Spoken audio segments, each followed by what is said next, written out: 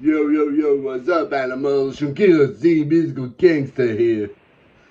And I'm about to read some more of The Trumpet of the Swan by E.B. White.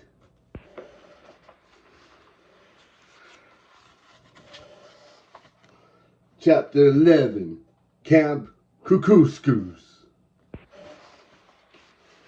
Camp Kukuskus was on a small lake deep in the woods of Ontario. There were no summer cottages on the lake, no outboard motors, no roads with cars rushing by. It was a wilderness lake, just right for boys and a few girls who were possibly tomboys. But I think it's mostly a boys' camp. Mr. Beaver left Sam and Lewis. Maybe it's both for boys and girls. Mr. Beaver left Sam and Lewis at the end of a dirt road. They finished their journey to camp by canoe. Sam sat at the stern and paddled. Lewis stood in the bow and looked straight ahead, like you see him do here.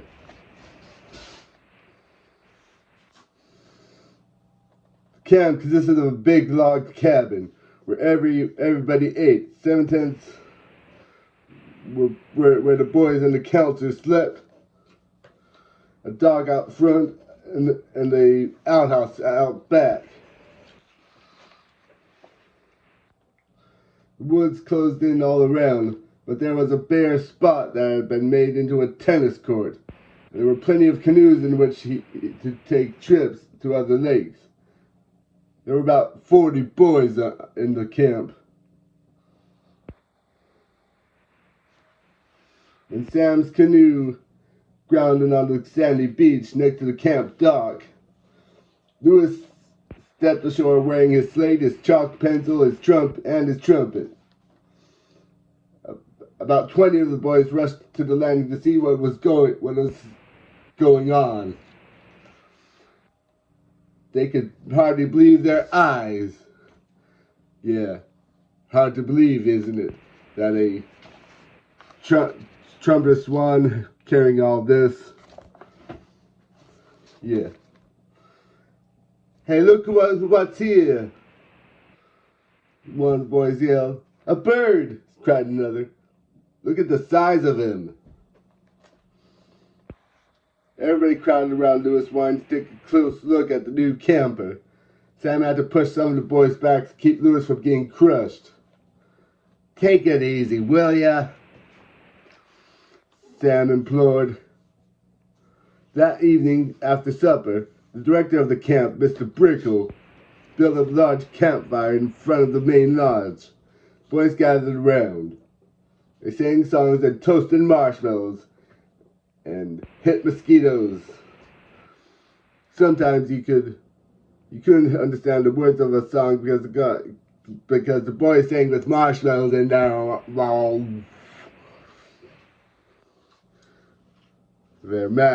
mouths. Lewis did not join the group. He stood out by himself at a little distance. After a while, Mr. Brickle rose to his feet and called forth the boys and the counselors. I call your attention, he said, to a new camper on the lake in our midst, Lewis the Swan. He is a trumpeter swan, a rare bird. We are lucky to have him. I have employed him at the same salary I pay my junior counselors, $100 for the season. He is gentle and has a speech defect. He came here from Montana with Sam Beaver. Lewis is a musician. Like most musicians, he's in need of money.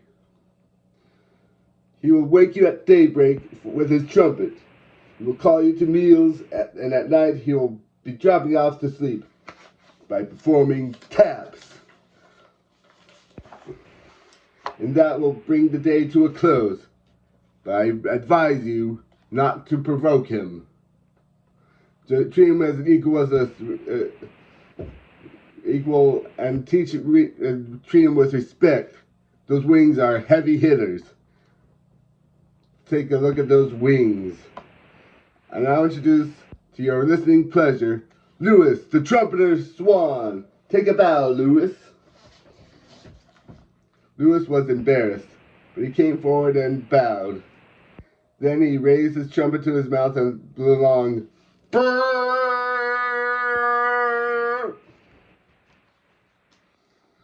When he finished, from the opposite shore of the lake, then there came the echo.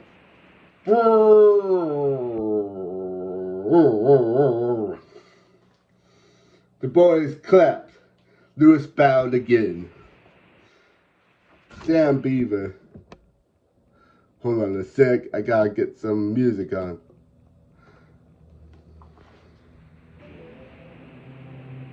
Wait a minute. At the end of this, Lewis bowed again. Sam Beaver, singing with the others, his mouth full of marshmallow, was delighted that his plan had succeeded. At the end of the summer, Lewis would have $100.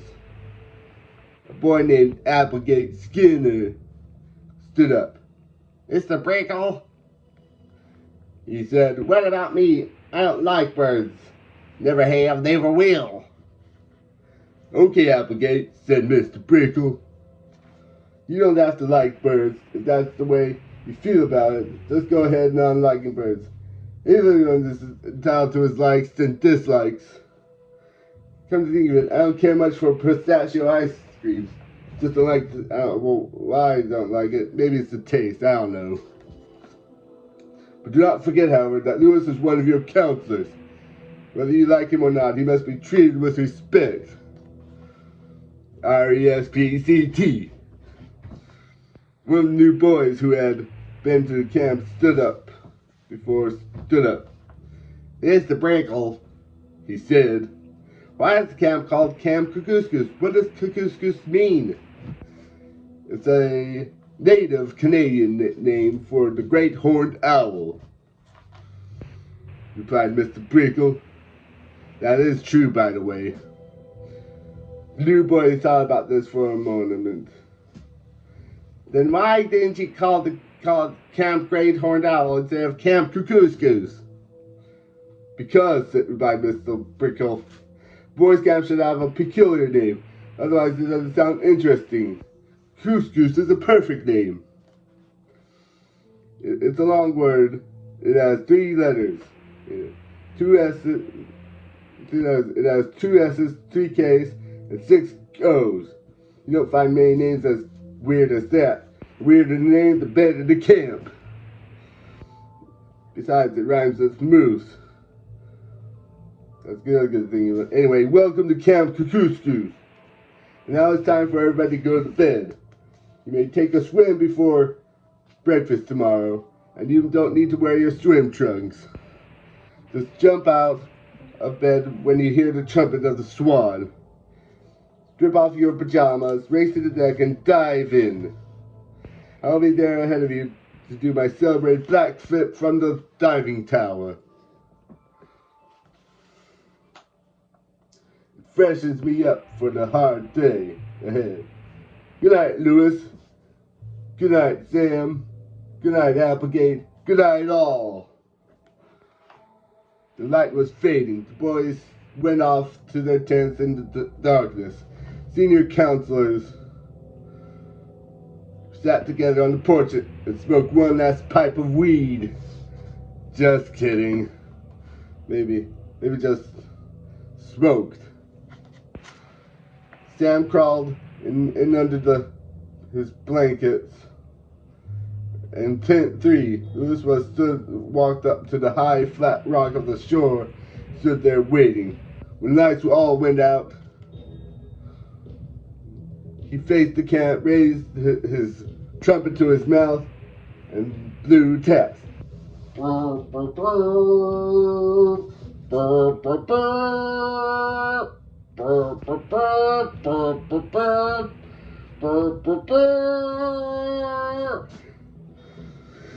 last note seemed to linger on in the still waters of the lake. From the beds, the boys heard the beautiful sound. He felt sleepy, serene, and happy. All but Applegate Skinner. He didn't like birds at bedtime. But even Applegate was soon asleep along with the others in the tent. He was asleep and was snoring. Sometimes people who don't like birds tend to snore. But a deep breeze fell over Camp Kookooskoos. Yeah. That's it for this chapter.